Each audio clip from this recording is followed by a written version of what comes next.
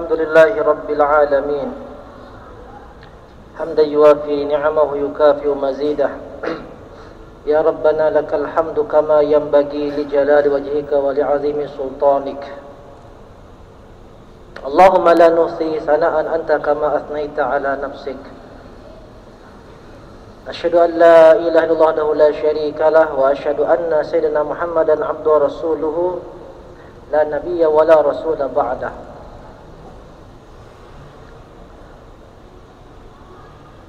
اللهم صل على سيدنا محمد النبي الأمي الحبيب العلي القدر العظيم الجاه وعلى آله وصحبه وسلم أيها المسلمون أوصيكم وإياي بتقوى الله فقد فاز المتقون لقد قال تعالى في كتابه العزيز بسم الله الرحمن الرحيم يا أيها الذين آمنوا اتقوا الله حق تقاته ولا تموتن إلا وأنتم مسلمون. Hadirin sidang Jumat yang dimuliakan oleh Allah Subhanahu wa taala. Alhamdulillah kita telah berada di depan gerbang bulan Zulhijjah. Bulan Zulhijjah terutama 10 hari pertama adalah hari-hari yang sangat dicintai oleh Allah Subhanahu wa taala dibandingkan hari-hari yang lain. Dalam sebuah hadis yang diriwayatkan oleh Imam Ahmad yang berasal dari Sayyidina Abdullah bin Umar radhiyallahu anhu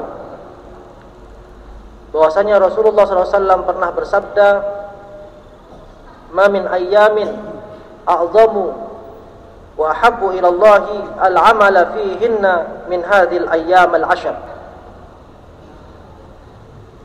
Tidak ada hari yang lebih agung dan lebih dicintai oleh Allah Subhanahu wa taala beramal, berbuat, melainkan dari 10 hari, yaitu 10 hari di awal bulan Zulhijjah.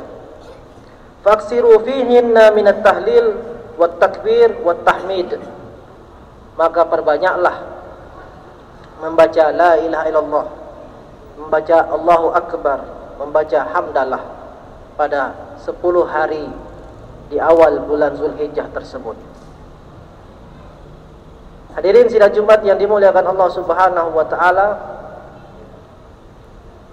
banyak amalan yang dianjurkan kepada kita untuk kita kerjakan pada 10 hari pertama bulan Zulhijjah. Di antaranya memperbanyak zikir berupa takbir, tahlil, tahmid, ucapan sholawat, memperbanyak membaca istighfar, bertaubat kepada Allah Subhanahu wa taala, memperbanyak sedekah, memperbanyak infak, dan juga tentu nanti pada tanggal 9 Zulhijjah bertepatan dengan kaum muslimin yang sedang menunaikan haji berwukuf di Arafah, kita yang tidak berhaji disunnahkan untuk berpuasa Arafah. Dalam sebuah riwayat disebutkan, riwayat Imam Ibnu Hibban dari Jabir radhiyallahu anhu, afdalul ayyami yaumul Arafah. Sebaik-baiknya hari adalah hari Arafah. Dan berpuasa pada hari Arafah tersebut disebutkan dalam hadis yang sahih, 1 hari berpuasa pada hari Arafah menghapuskan dosa 2 tahun.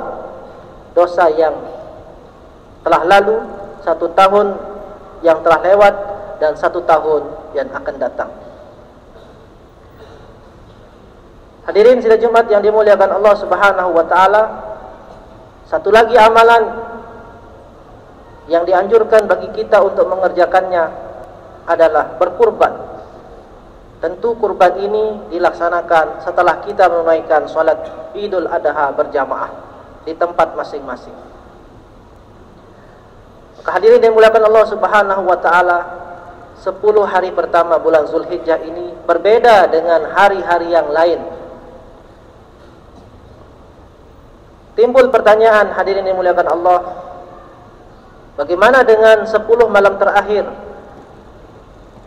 bulan Ramadan? Bukankah 10 malam terakhir itu juga disebut sebagai hari-hari yang terbaik di sisi Allah Subhanahu wa taala? Dijawab oleh Al-Imam Ibnul Qayyim Al-Jauziyah, mempertemukan antara dua riwayat atau dua hadis Rasulullah sallallahu alaihi wasallam. Kata beliau, jika yang dikatakan harinya, maka hari yang terbaik di sisi Allah Subhanahu wa taala adalah 10 hari pertama bulan Zulhijjah. Jika yang disebut malamnya, jika yang dimaksud adalah malamnya, maka malam-malam yang terbaik di sisi Allah Subhanahu wa taala adalah 10 malam terakhir pada bulan suci Ramadan. Itu adalah cara ulama untuk mempertemukan, menggabungkan antara dua nas, yaitu 10 hari pertama yang terbaik di sisi Allah Subhanahu wa taala adalah 10 hari di awal bulan Zulhijjah. Jika yang disebut malamnya, maka malam yang terbaik di sisi Allah Subhanahu wa taala dibandingkan malam-malam yang lain adalah 10 malam terakhir pada bulan suci Ramadan. Hadirin sidang Jumat yang dimuliakan Allah Subhanahu wa taala, satu amalan yang perlu dan penting untuk kita amalkan pada 10 hari di awal bulan Zulhijjah ini adalah memperbanyak suratul Ikhlas, memperbanyak membaca suratul Ikhlas.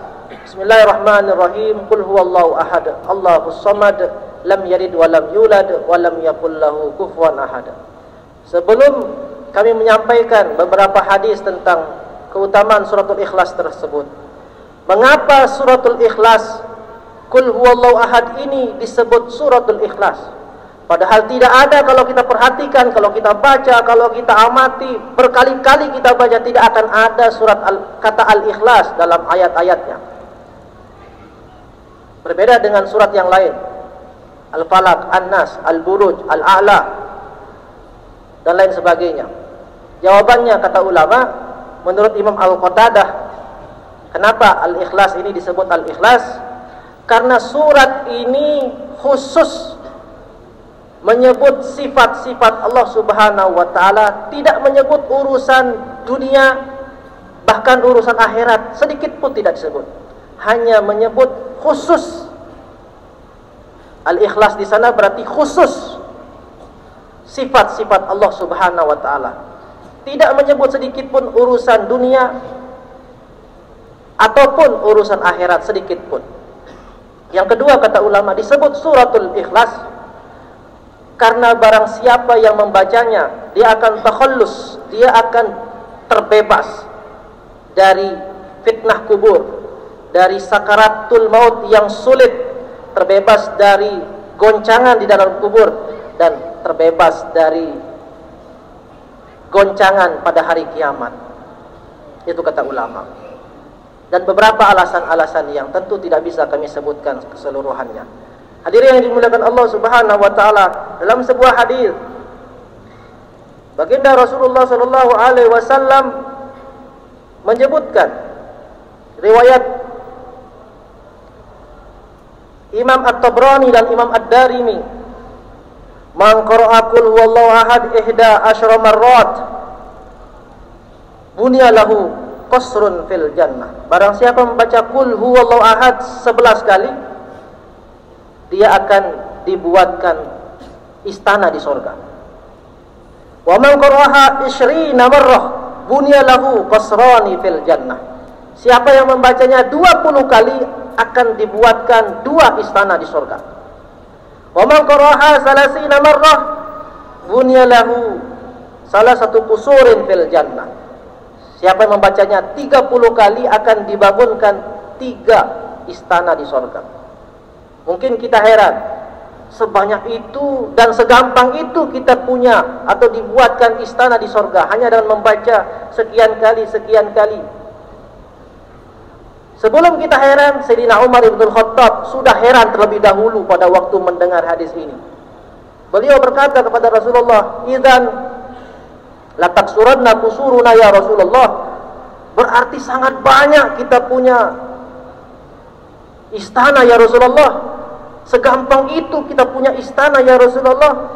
Rasulullah SAW menjawab, "Rahmatullahi wasi'atun min zalika." Sesungguhnya rahmat Allah itu jauh lebih banyak, lebih luas, lebih hebat dibandingkan sekedar istana-istana yang tadi.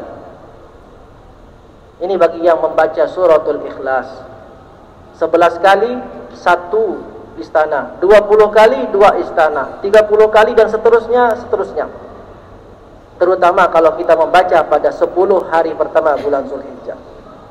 Dan terakhir para jamaah yang dimuliakan Allah Subhanahu wa taala, diriwayatkan oleh Imam Ibnu Sunni, barang siapa yang membaca suratul Ikhlas, suratul Falaq, suratul Nas 7 kali ba'da salatil Jum'ah. Dalam keterangan yang lain, setelah imam mengucapkan salam, kita baca Al-Falaq, An-Nas, Al-Ikhlas masing-masing 7 kali. Kata Rasulullah sallallahu alaihi wasallam, "A'azahullahu biha minas su'i ilal jum'atil ukhra." Allah akan menjauhkannya dari keburukan, dari musibah, dari mara bahaya sampai Jumat pekan berikutnya. Bagi yang membacanya pada hari Jumat, ba'da salatil Jum'ah, dalam riwayat yang lain setelah imam mengucapkan salam 7 kali Al-Ikhlas, Al-Falaq, An-Nas, dia akan dijaga dari keburukan oleh Allah Subhanahu wa taala sampai Jumat pekan berikutnya. Mudah-mudahan ya hadirin sidang umat yang dimuliakan oleh Allah Subhanahu wa taala, 10 hari di awal bulan Zulhijjah ini bisa kita amalkan, bisa kita isi dengan kebaikan-kebaikan, memperbanyak istighfar, memperbanyak zikir, memperbanyak salah satunya membaca suratul Ikhlas yang tadi. Mudah-mudahan segala kebutuhan, hajat, dosa-dosa kita diampuni oleh Allah Subhanahu wa taala, hajat-hajat kita dikabulkan oleh Allah Subhanahu wa taala, kesehatan kita diparipurnakan oleh Allah Subhanahu wa taala, kita semua dijaga dari mara bahaya, dari musibah, dari malapetaka. Bumi kita ini, desa kita ini, daerah kita ini dijaga oleh Allah Subhanahu wa taala. Barakallahu li wa lakum fil Qur'anil Karim wa nafa'ani wa iyyakum bima fihi minal ayati wa dzikril hakim. Aqulu qawli hadza wa astaghfirullah li wa lakum wa lisairil muslimin wal muslimat fastaghfiruh innahu huwal ghafurur rahim. Allahumma salli ala Muhammad.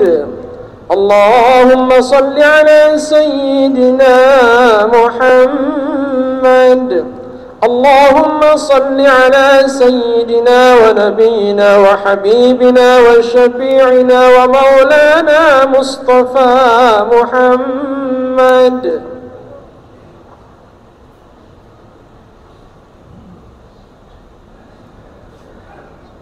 الحمد لله رب العالمين. الحمد لله الذي جعلنا من أمة سيدنا محمد صلى الله عليه وسلم وجعلنا خير أمة أخرجت للناس نأمر بالمعروف وننهى عن المنكر ونؤمن بالله.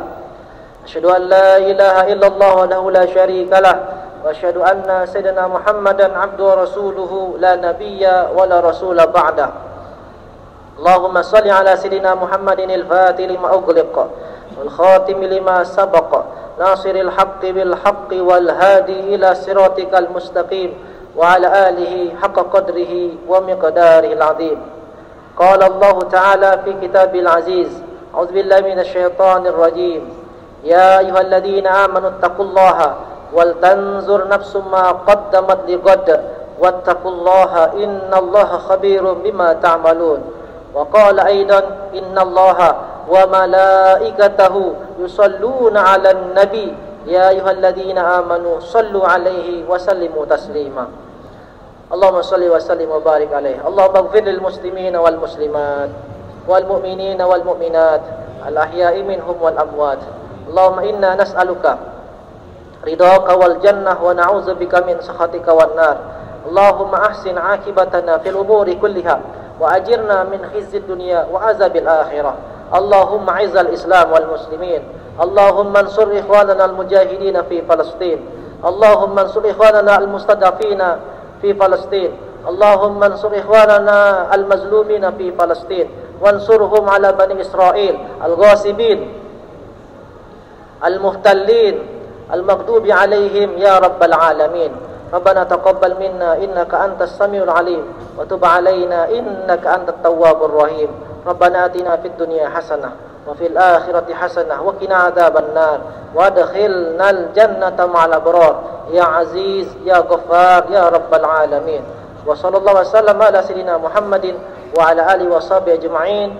سبحان ربك رب العزة عما يصفون وسلام على المرسلين والحمد لله رب العالمين.